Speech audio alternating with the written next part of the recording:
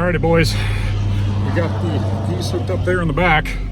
About to go see if it floats. We are taking the Willie with us for some backup just because I don't have the highest of hopes with this thing, but I think it should work out. Both motors running, feeling pretty good about it. So, see you guys when we get there. A few moments later. Alright, we've got it fired up.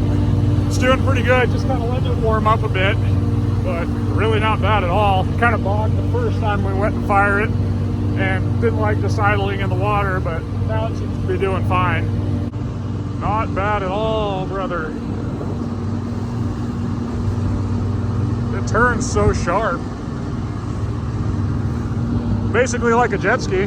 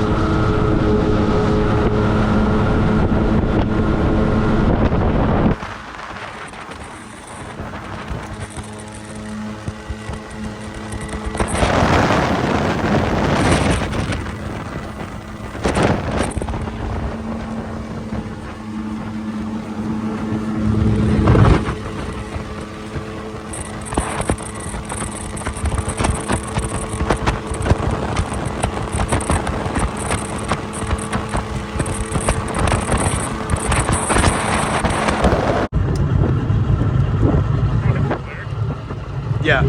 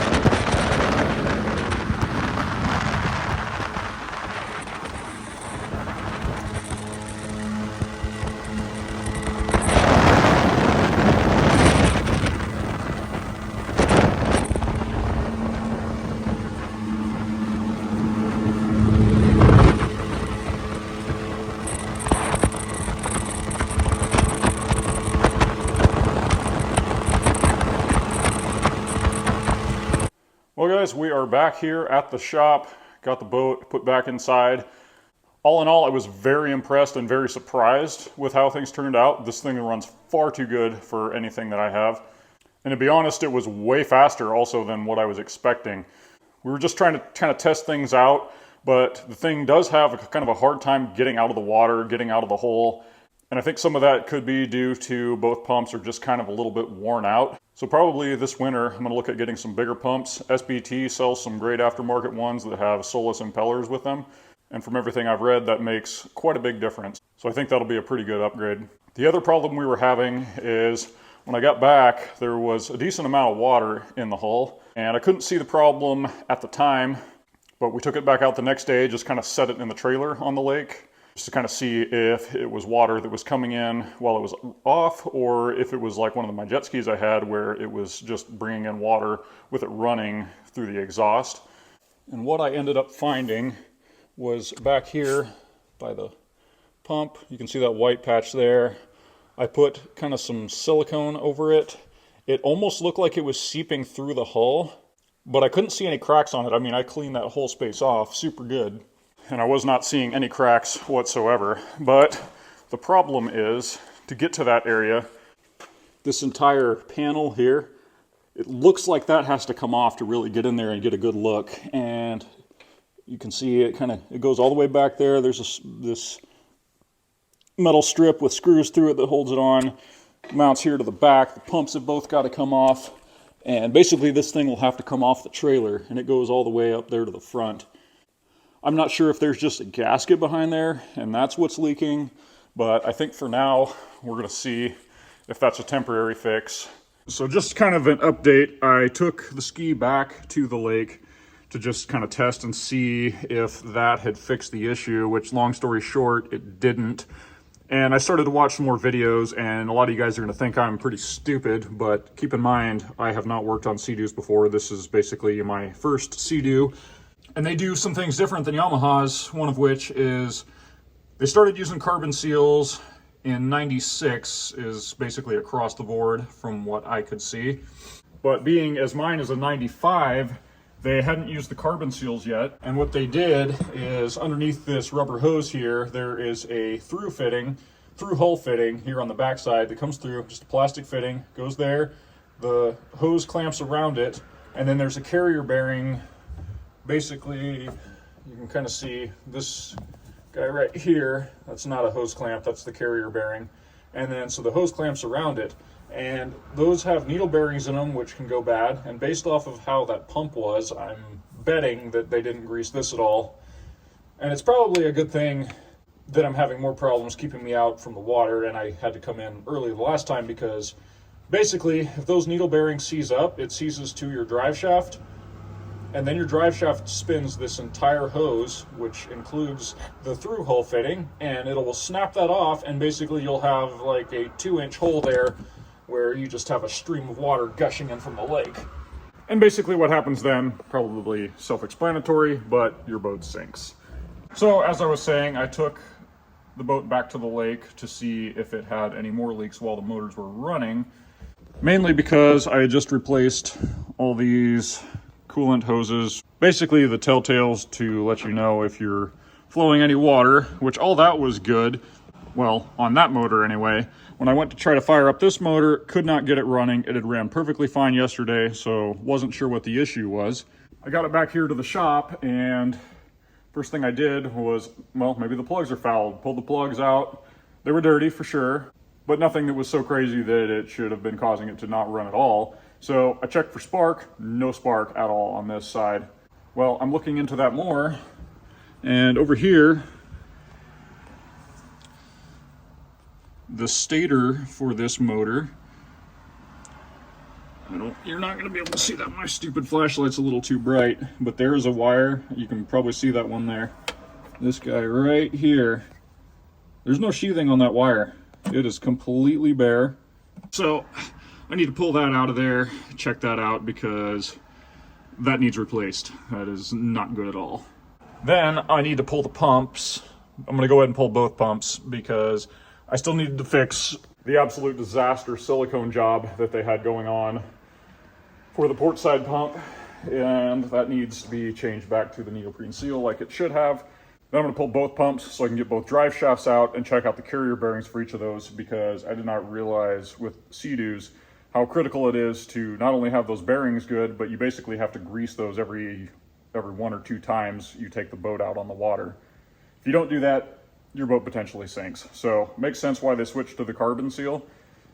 Sounds like the main downside people don't like for the carbon seal is that it allows a little more air into your pump, so you get a little more cavitation. I've also heard people say about how the carbon seals that they leak, they cause your boat or jet ski to sink, but it sounds like it's a lot slower than what happens if this thing fails. You have just a giant hole just pouring water into your hull.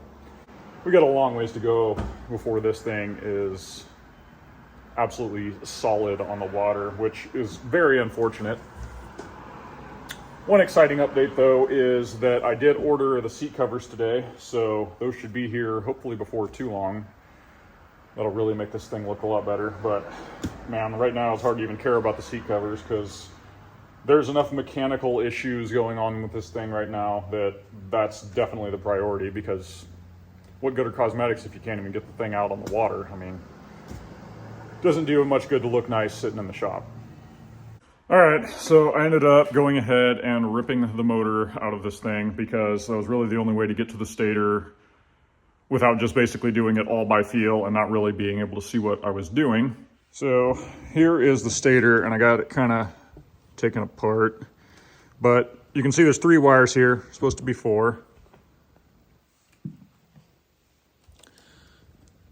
And that's because the 4th is right here. It is the ground wire, but you can see the shielding is completely gone from this wire, and pretty short too. It's because it came out in chunks. Here's the other plug end. Just looks like something absolutely chewed it up. And then you start looking at these wires, and these wires are just incredibly burnt.